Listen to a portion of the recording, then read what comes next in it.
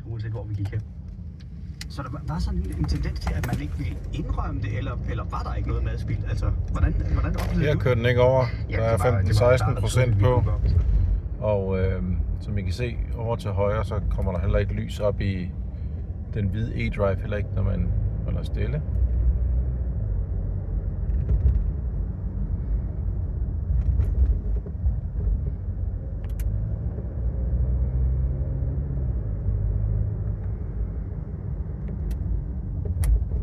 Den lader fint hver eneste gang man bremser. Det vises både i charge og på energiflowet.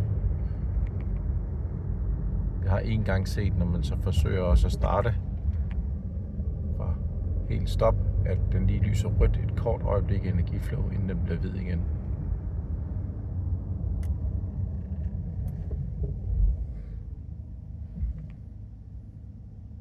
Slukker helt, da den holder på rødt, men motoren går ikke ud, selvom der er 17% på. Det plejer den altid. Kort vej rød.